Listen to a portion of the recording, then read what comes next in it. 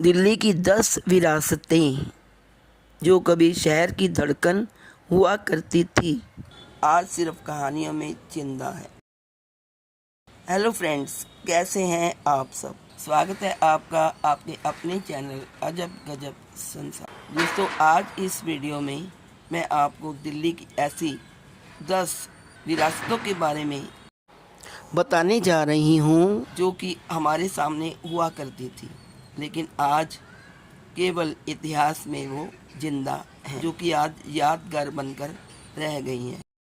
लेकिन दोस्तों, video start करने से पहले आपसे एक अनुरोध है कि यदि आप चैनल पर नए हैं तो चैनल को सब्सक्राइब कर लें। चलिए विलंब न करते हुए बढ़ते हैं अपनी वीडियो की ओर और आपको बताते हैं दिल्ली की 10 विरासतें जो कि आज इतिहास बन चुकी हैं। उन 10 विरासतों में सबसे पहली विरासत है वो है चांदनी चौक की नहरें। 1675 में शाहजहां ने चांदनी चौक के बीच नहर बनाई थी। रात की चांदनी में इस नहर का पानी चांदी की तरह चमकता था। इस वजह से इस जगह का नाम चांदनी चौक पड़ा। 1857 की लड़ाई के बाद अंग्रेज़ों ने अपनी गाड़ियों का रास्ता बनाने के लिए इसे पाट दिया। जब मुग़ल बादशाह शाहजहां ने 17वीं शताब्दी में अपनी नई राजधानी शाहजहानाबाद बसाई तो उनकी बेटी जहां आरा बेगम ने चांदनी चौक बाज़ार का डिज़ाइन तैयार करवाया था। इस चौड़े बाज़ार के बिल्कुल बीचों बीच एक नहर बनाई गई थी जिसे नहर बहिश्त यानी स्वर्ग की नहर का हिस्सा माना जाता था। यह नहर यमुना नदी से पानी लेकर आती थी। बाजार के बीच में जहां यह नहर बहती थी वहां एक बड़ा चौकोर तालाब यानी कि कुंड बनाया गया था। रात के समय खासकर चांद की रोशनी इस तालाब के साफ पानी पर पड़ती थी और उसकी चमक पूरे बाजार में फैल जाती थी। चांद के इस खूबसूरत अक्स के कारण ही इस पूरे इलाके का नाम चांदनी चौक पड़ गया। बाजार में आने जाने वाले व्यापारी और आम लोगों के लिए पानी का एक बड़ा स्रोत था। समय बदलने के साथ इन नहरों का रखरखाव मुश्किल होता गया। 19वीं शताब्दी में अंग्रेज़ों के शासनकाल के दौरान शहर के आधुनिकीकरण और सड़कों को चौड़ा करने के नाम पर इस नहर को पहले ढक दिया गया और सड़क बना दी गई। बाजार में बढ़ते ट्रैफिक और भीड़ भाड़ को देखते हुए इस नहर को पूरी तरह से बंद कर दिया गया। जो दूसरी विरासत है वो है दिल्ली में चलने वाली ट्राम। आपको जानकर हैरानी होगी कि आज से लगभग 100 साल पहले भी पुरानी दिल्ली की सड़कों पर एक मेट्रो दौड़ती थी जिसे लोग ट्राम कहते थे। धीमी रफ्तार, लगातार बजती घंटियां और बिजली के तारों के सहारे लोहे की पटरियों पर दौड़ती ये ट्राम कभी पुरानी दिल्ली की लाइफ लाइन हुआ करती थी। आइए जानते हैं दिल्ली की इस ऐतिहासिक ट्राम का दिलचस्प सफ़रनामा। लंदन में सफल शुरुआत के बाद अंग्रेज़ों ने भारत के प्रमुख शहरों में ट्राम चलाने का फैसला किया। दिल्ली में साल 1903 में दिल्ली दरबार की तैयारियों के दौरान पहली बार बिजली आई और उसी के साथ ही यहाँ ट्राम नेटवर्क की नींव पड़ी। हालांकि आम जनता के लिए इसे पूरी तरह 1908 में शुरू किया। शुरुआत में यह ट्राम सेवा पुरानी दिल्ली के घनी आबादी वाले व्यापारिक केंद्रों को जोड़ती थी। धीरे धीरे इसका नेटवर्क लगभग 15 किलोमीटर तक फैल गया। यह चांदनी चौक, जामा मस्जिद, खारी बावली, चावड़ी बाजार, फतेहपुरी, सदर बाजार, 30 हज़ारी और सिविल लाइंस के बीच में चलती थी। इसका मुख्य डिपो था श्रद्धानंद बाजार यानी जीबी रोड के पीछे था, जहां से ट्रामें बनकर निकल। 1960 में इस ट्राम को बंद कर दिया गया। देश की आज़ादी के बाद दिल्ली की आबादी बहुत तेज़ी से बढ़ी। सड़कों पर मोटर गाड़ियां, कारें और दिल्ली परिवहन निगम डीटीसी की बसें उतरने लगी। ट्राम के ट्रैक की वजह से सड़कों पर ट्रैफिक बढ़ने लगा और इसकी धीमी रफ्तार नए ज़माने के साथ तालमेल नहीं बिठा पा रही थी। आखिरकार साल 1960 में दिल्ली की इस ऐतिहासिक ट्राम सेवा को हमेशा के लिए बंद कर दिया गया। आज भले ही पुरानी दिल्ली की सड़कों पर ट्राम नहीं दिखती, लेकिन चांदनी चौक के बुजुर्गों की यादों और दिल्ली के इतिहास के पन्नों में इसकी खटखट आज भी जिंदा है। और दोस्तों, जो तीसरी विरासत है वह लाल किले की नहरे बहिश्त। 1648 में शाहजहां ने लाल किले में यमुना का पानी लाकर नहरे बहिश्त बनाई। पानी फर्श के नीचे बहता था जिससे महल ठंडे हो जाते थे।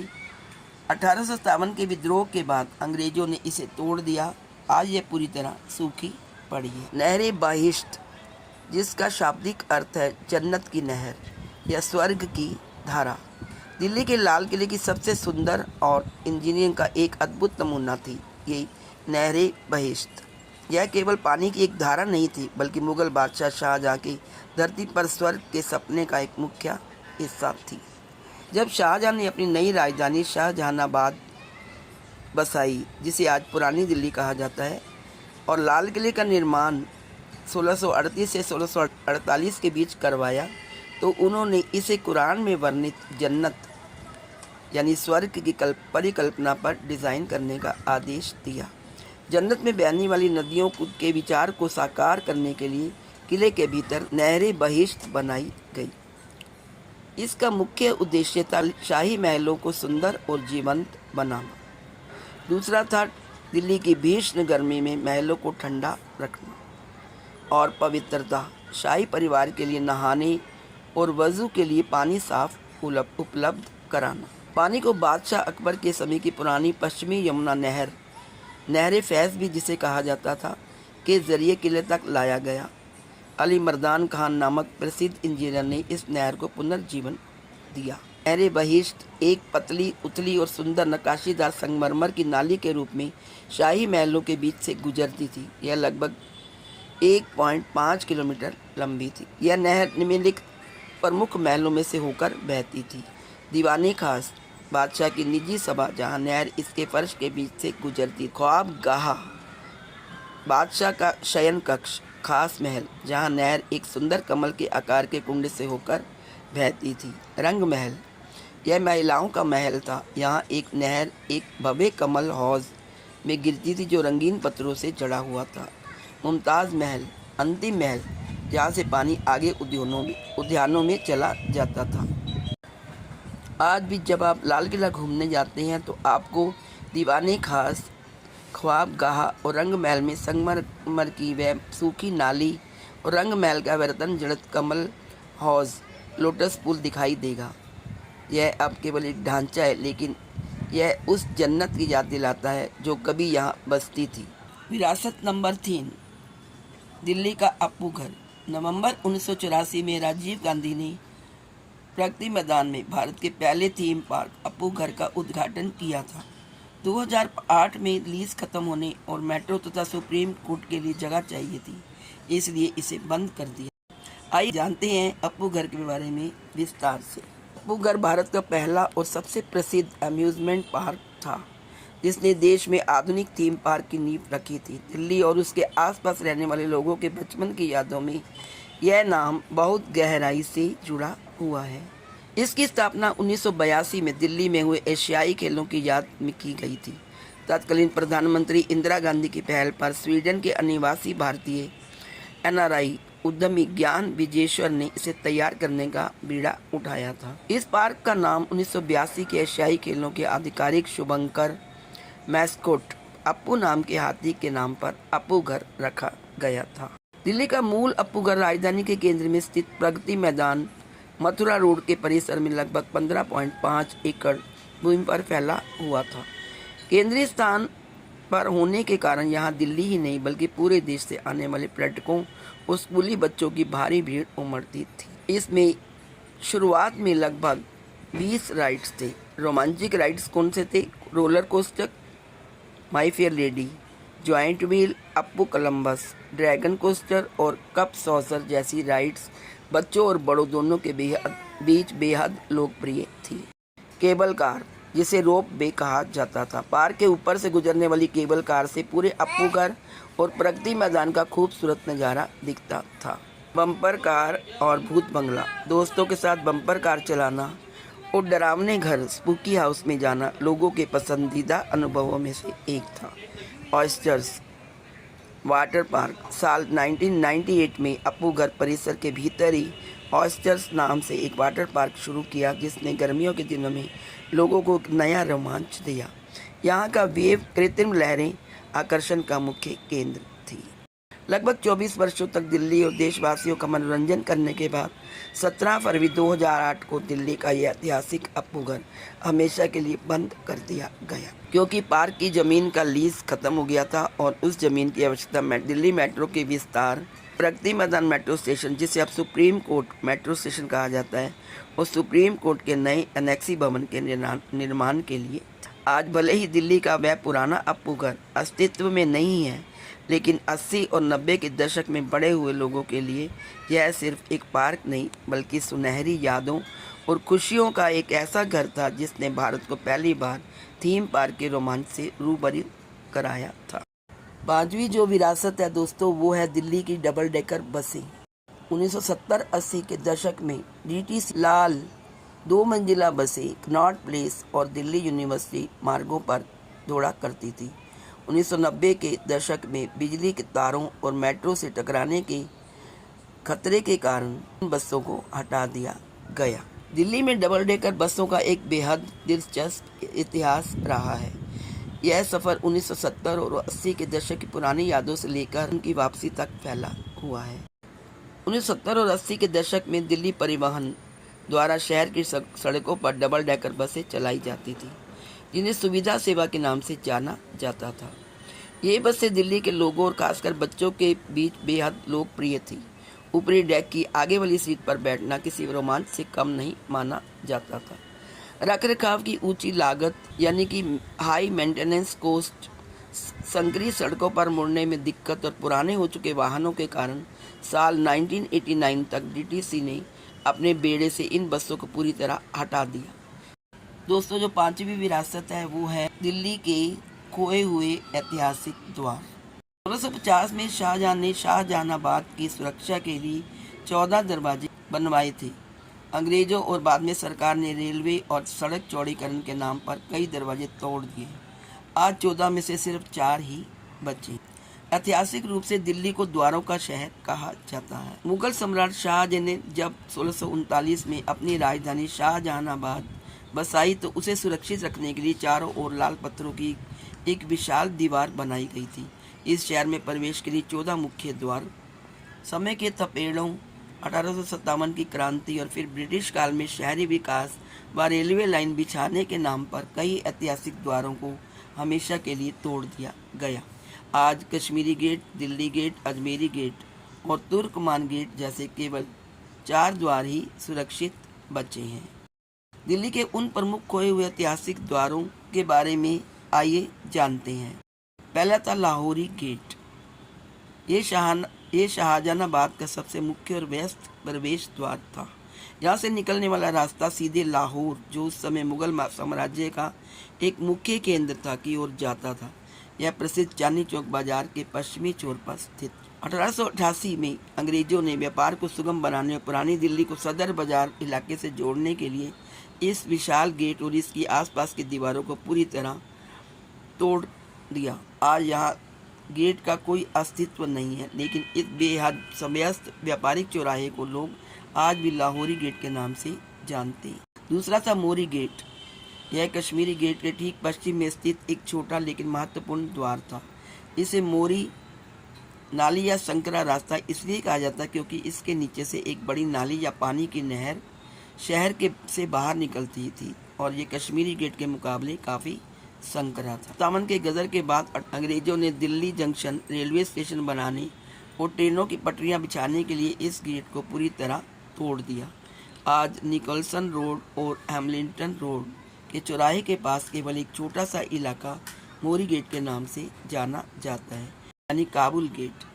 यह द्वार दिल्ली के उत्तर पश्चिम में स्थित था, जहाँ से काबुल अफगानिस्तान की ओर जाने वाले कारवां और व्यापारी गुजरा करते थे। इस गेट का इतिहास बेहद रक्त रंजित रहा है। अहमद शाह अब्दाली के आक्रमण के दौरान यहाँ भयंकर नरसंहार हुआ था।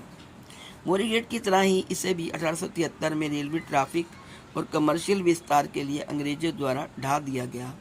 आज नया बाजार रोड और श्यामा प्रसाद मुखर्जी मार्ग के बीच जहाँ व्यस्त रेलवे लाइनें गुजरती हैं, वहीं कभी यह गेट हुआ करता था। आज इस स्थान पर कोई अवशेष या नाम पट भी नहीं बचा है।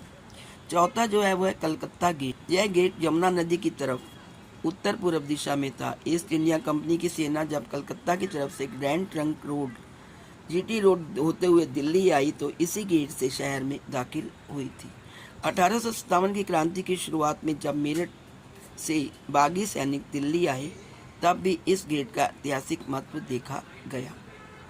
ब्रिटिश काल में जब दिल्ली में रेलवे का जाल बिछाया जा रहा था तो इस ऐतिहासिक गेट को पूरी तरह से ध्वस्त कर दिया गया। पांचवा था राजघाट गेट। यह गेट यमुना नदी के तट पर स्थित प्रसिद्ध राजघाट, जो अब महात्मा गांधी का समाधि स्थल है, की तरफ खुलता था। नदी के रास्ते नावों में आने वाले लोग इसी गेट से शाहजहानाबाद में प्रवेश करते थे। 1857 की सुबह मेरठ से आए क्रांतिकारियों ने सबसे पहले इसी गेट पर धावा बोला था। नदी के किनारों के सुंदरीकरण, नई सड़कों के निर्माण और बाढ़ नियंत्रण बांधों को बनाने के चक्कर में यह गेट भी आधुनिक दिल्ली के नक्शे से गायब हो गया। अन्य जो खोए हुए गेट थे उनमें थी चारसू गेट, फरैश खाना गेट, घाट गेट और खैराती गेट जैसे कई छोटे द्वार और खिड़कियां जैसे निगम बोध की खिड़की थी। इनमें से खैराती गेट और कुछ अन्य द्वारों के नाम पर आज सिर्फ टूटी फूटी दीवारों के कुछ हिस्से बचे हैं, जो आधुनिक दिल्ली की गाड़ियों के शोर के बीच कहीं छिप गए हैं। दोस्तों, जो सातवीं विरासत है दिल्ली की वो है चांदनी चौक का घंटाघर। पुरानी दिल्ली के मुगल कालीन बाजार चांदनी चौक का घंटाघर कभी दिल्ली की पहचान और उसकी सांस्कृतिक चेतना का सबसे बड़ा केंद्र हुआ करता था। हालांकि यह भव्य क्लॉक टावर अब अस्तित्व में नहीं है, फिर भी इस चौराहे और पूरे इलाके को आज भी घंटाघर के नाम से ही जाना जाता है। 17वीं शताब्दी में जब शाहजहां ने शाहजहानाबाद बसाया तो उनकी बेटी राजकुमारी जहां आरा ने चांदनी चौक के बीच में एक विशाल और भव्य कारवा सराय व एक तालाब बनवाया था। 1857 की क्रांति के बाद अंग्रेजों ने उस सराय को ढा दिया और 1860 के दशक में वहां दिल्ली का टाउन हॉल बनवाया, जिसे लॉरेंस इंस्टीट्यूट कहा जाता था। इसके ठीक सामने 1870 में 128 फीट ऊंचा भव्य क्लॉक टावर खड़ा किया, जिसे बाद में नॉर्थ बुक क्लॉक टावर नाम दिया गया। यह भारत का सबसे शुरुआती क्लॉक टावर में से एक था। घंटाघर केवल समय बताने वाली घड़ी नहीं थी, बल्कि यह भारत के स्वतंत्रता संग्राम का एक जीवंत गवाह था। 30 मार्च 1919 का सत्याग्रह रॉलेट एक्ट के विरोध में स्वामी श्रद्धानंद के नेतृत्व में विशाल प्रदर्शन हुआ। ब्रिटिश सिपाहियों ने घंटाघर के पास गोलियां चलाई, जिसमें कई क्रांतिकारी शहीद हुए। क्रांतिकारी अक्सर घंटाघर के नीचे इकट्ठा होकर अंग्रेजों के खिलाफ कस्में खाते और भाषण देते थे। घंटाघर लगभग 80 वर्षों तक चांदनी चौक की पहचान बना रहा, लेकिन समय के साथ इसकी देखरेख की कमी के कारण यह जर्जर होने लगा। 1951 में इस ऐतिहासिक इमारत का ऊपरी हिस्सा और घड़ी अचानक अपने आप ढह गई। दुर्घटना में जान माल का नुकसान हुआ, जिसके बाद दिल्ली नगर निगम ने सुरक्षा कारणों से इसके बचे हुए ढांचे को पूरी तरह ध्वस्त कर दिया। आज भी टाउन हॉल के सामने यह क्लॉक टावर तो नहीं है, लेकिन घंटाघर नाम आज भी जिंदा। जो 8वीं विरासत है दिल्ली की वो है कुतुब मीनार की 379 सीढ़ियाँ। दिल्ली के महरौली में स्थित कुतुब मीनार दुनिया की सबसे ऊंची ईंटों से बनी मीनार है, जिसकी कुल ऊंचाई लगभग 72.5 मीटर है। इस ऐतिहासिक धरोहर की सबसे दिलचस्प और चर्चित विशेषताओं में से एक इसकी घुमावदार अंदरूनी सीढ़ियां हैं। ऐतिहासिक और भारतीय पुरातत्व सर्वेक्षण के आधिकारिक अभिलेखों के अनुसार कुतुब मीनार में सबसे नीचे से लेकर सबसे ऊपरी 5वीं मंजिल तक कुल 379 सीढ़ियां हैं, यानी 379। ये सीढ़ियां मीनार के 5 तलों को आपस में जोड़ती हैं। मीनार के अंदर की सीढ़ियां बहुत तंग और गोलाकार रूप में ऊपर की ओर जाती हैं। अंदर अंधेरा ना रहे इसलिए निर्माण के समय लाल बलुआ पत्थर की दीवारों में जगह जगह छोटे छोटे झरोके बनाए गए, जिससे हवा और सूर्य की रोशनी अंदर जाती थी। लाल बलुआ पत्थर और संगमरमर से ये सीढ़ियां निर्मित हैं। सीढ़ियों को बंद क्यों किया गया, आइए जानते हैं। कुतुब मीनार की सीढ़ियों पर चढ़कर दिल्ली का सुंदर नजारा देखना कभी पर्यटकों के लिए मुख्य आकर्षण हुआ करता था। 4 दिसंबर 1981 की सुबह करीब 300 से 400 पर्यटक, जिनमें स्कूली बच्चे भी शामिल थे, मीनार के अंदर सीढ़ियों पर थे। अचानक बिजली चली गई और तंग सीढ़ियों पर पूरी तरह अंधेरा छा गया। भगदड़ अंधेरे के कारण घबराहट फैली और लोग तेजी से नीचे की ओर भागने लगे। संकरे रास्ते और मुख्य द्वार अंदर की ओर से खुलने की वजह से जाम हो गया। इस भगदड़ में 45 लोग रूप से उनमें स्कूली बच्चे थे, उनकी जान चली गई। इस भीषण दुर्घटना के बाद सरकार और एएसआई ने आम जनता के लिए कुतुब मीनार के अंदर जाने और सीढ़ियों पर चढ़ने पर पूरी तरह से प्रतिबंध लगा दिया। आज ये मुख्य द्वार हमेशा सील रहता है। पर्यटक अब बाहर से केवल इस भव्य मीनार की वास्तुकला को देख सकते हैं।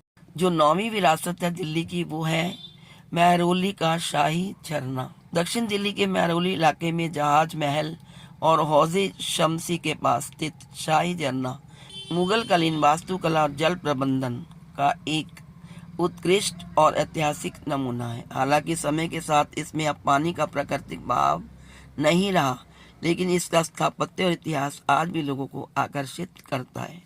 शाही झरने का इतिहास मुख्य रूप से 3 अलग अलग कालखंडों में जुड़ा हुआ। पहला है तुगलक काल। 13वीं शताब्दी में जब सुल्तान अल्तमश ने हौजे शमसी एक तालाब बनाया, तो बाद में फिरोज शाह तुगलक ने तालाब के अतिरिक्त पानी की निकासी के लिए एक बांध और नहर बनवाई। दूसरा है मुगल काल में उसको शाही रूप दिया गया। लगभग 1700 ईस्वी में नवाब गाजिउद्दीन खान फिरोज जंग ने इस जल निकासी प्रणाली को एक बेहद खूबसूरत अनंद वाटिका और शाही झरने में बदल दिया।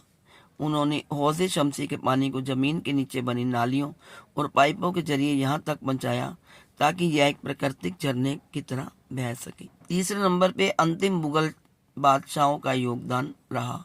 बाद में मुगल सम्राट अकबर द्वितीय और अंतिम मुगल बादशाह बहादुर शाह जफर ने यहाँ कई मेहराबदार मंडप और 12 दरी बनवाई।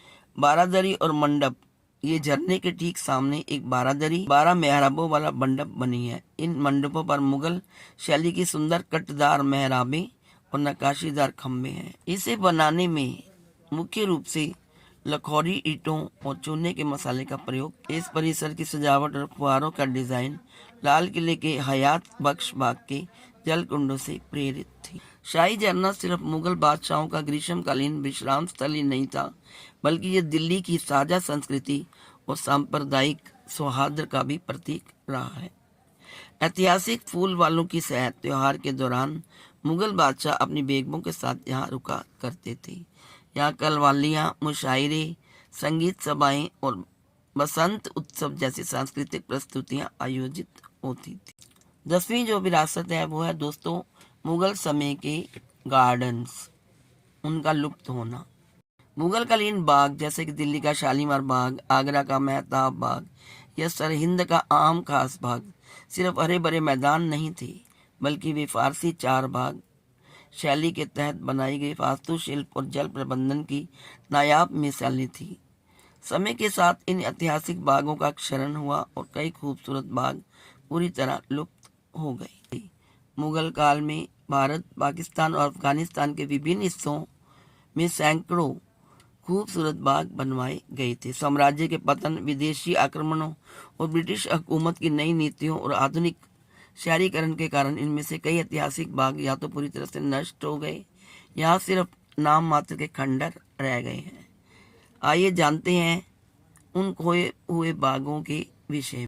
पहला जो बाग था वो यमुना नदी के किनारे बागे हश्त बिहश्त, यह गार्डन ऑफ 8 पैराडाइसिस, यह बाबर द्वारा बनवाया गया बेहद भव्य बाग था। बागे गुल अफशों और बागे नूर अफशां, यह यमुना किनारे फैले बड़े बाग। आज आगरा में यमुना किनारे में 3-4 बाग ही बचे हैं, जैसे कि मेहताब बाग, एतमादुल्ला का बाग और राम बाग। बाकी बागों की जगह आज सीमेंट की इमारतें, बस्तियां और खाली मैदान बन चुकी हैं। दूसरा है शालीमार बाग, जिसको शीश महल कहते हैं, वो दिल्ली में है। शाहजहां ने 1653 में उत्तरी दिल्ली हैदरपुर शालीमार बाग में यह बेहद खूबसूरत बाग बनवाया था।